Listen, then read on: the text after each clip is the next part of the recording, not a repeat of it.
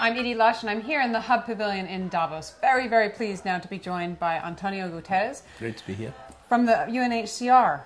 Thank you so much for coming. Tell me a little bit about why you're here. Because you've come from Southern Sudan, and tell me what you've come with for Davos. Well, I think there are two reasons to come to Davos. The first is because we have a lot of corporate partners.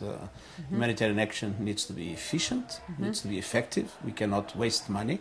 We need to make sure that we use the best technologies available to provide support to the people we care for. And this is an excellent opportunity to meet our corporate partners and to discuss the way we can better cooperate in order for our action to be even more effective. And then there is also it's also an occasion to convey some messages about how dramatic a certain number of humanitarian situations are today in the world. The attentions are sometimes focused on Afghanistan or on the Horn of Africa, but Southern Sudan, a country that has emerged as an independent country only 6 months ago, is now facing a set of humanitarian challenges that are so terrible that massive humanitarian support from the world is needed.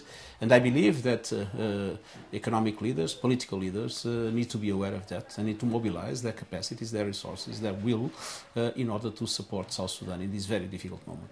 Can you tell me what you're saying to governments, how you're working with your corporate partners, for example, in Southern Sudan, how you might see this as the opportunity to bring all the experience that UNHCR has had to bear at this moment?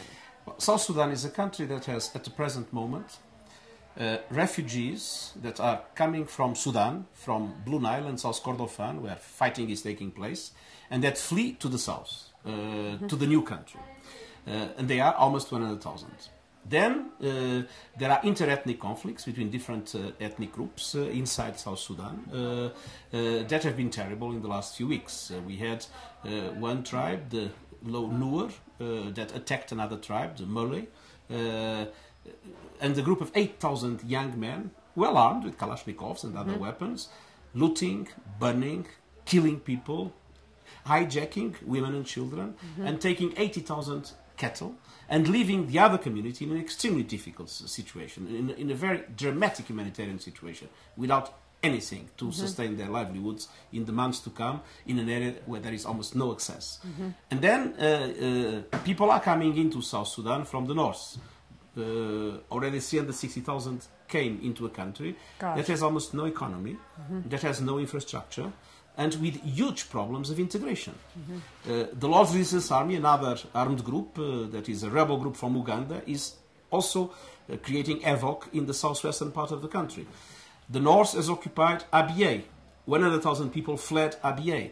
So all these things are happening at the same time, creating huge dramatic needs, huge humanitarian needs, in a country that has 6 months of existence, and it's a very, very, very, very fragile state. Now, the international community has done everything to make sure that this country could be independent, that the referendum could take place. Now, I think there is a responsibility for the international community to massively support the country in order to avoid its collapse. So tell me what you are proposing that they do. Well, what we are doing, of course, is mobilizing our own capacity, our own resources to support the people on the ground. And other humanitarian agencies are doing so, but this, of course, requires a huge volume of resources.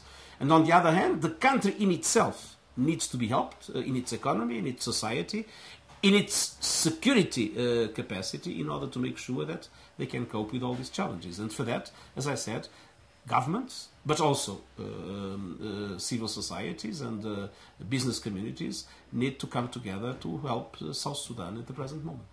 It's a terrifying story. Can you tell me a story of how you've worked with a corporate partner, for example, or a couple of corporate partners in a refugee situation to make something happen quickly? Very simple. You need to register people and to issue documents to people in the most remote locations. You need to have the adequate software for it. So how do you do that? And we have support of Microsoft for that purpose. At the same time, you need logistics. We had 69 flights into a remote area called Upper Nile with tents, 10,000 tents, with all kinds of relief items for the population. For that you need logistics. You need the capacity to do it properly. And we have a corporate partner that supports us on that.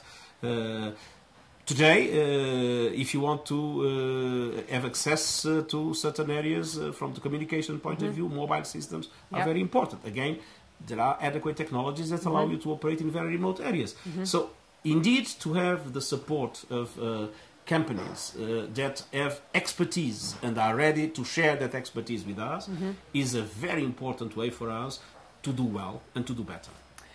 Now, I know that at UNHCR there's a couple of things that are very important. You want to give people, save their lives, you want to give them hope, and then you want to give them a future. So what happens in a refugee camp that has been in operation for 40 years? How do you give those people hope? Well, this is another kind of situation where you have a protracted displacement situation, like unfortunately we have with the Somalis in Dadaab. Dadaab is today a city of 450,000 Somalis. Many of them have been there for more than 20 years. And there, first, we need to try to convince the governments of the host countries to help, to allow them to work or to farm the land, and unfortunately it is not always possible. We need to do everything to have a good education system, a good vocational training system, and this is something in which we are now making a huge investment and a huge effort, and again, where we need a lot of partnership and support. And at the same time, we need to do everything we can in order for the international community to help find a political solution to allow these people to be able to go back home and to rebuild their lives. Because obviously to live in a refugee camp, sometimes to have grandchildren in a refugee camp is not something that we would like to have for ourselves, and something that obviously we don't want to have for the people we care for. You want people to be able to go home. Sometimes they can't. And part of the economic crisis in the world has meant that some countries want to shut their borders, and especially to refugees, because it's a very easy group of people to keep out. What's your message to people who want to limit immigration? Not in the developing world. If you look at the crisis of last year, we had a crisis in Cote d'Ivoire. Liberia and Ghana kept their borders open. We had a crisis in Libya.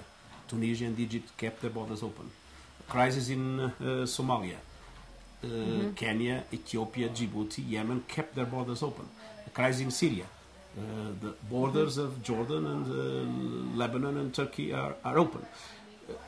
Normally, poor countries are generous. Right. And they share their resources, and they open their borders, and they open their villages, their houses, and their hearts. And this kind of egoism, this kind of obsession of closing borders is more in the developed world.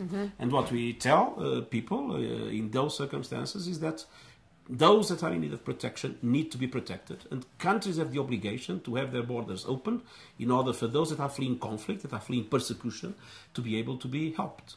Countries have the right to define their own migration policies. Countries have the right to manage their borders in a responsible way. But they do need to act in a protection-sensitive mood, and they need to guarantee to those in need of protection, to those fleeing conflict, to those fleeing persecution, physical access to their territories and a fair treatment of their claims. I don't think it could be said any better than that. Thank you so much for coming into the Hub Pavilion here in Davos. Thank you. I'm Edie Lush.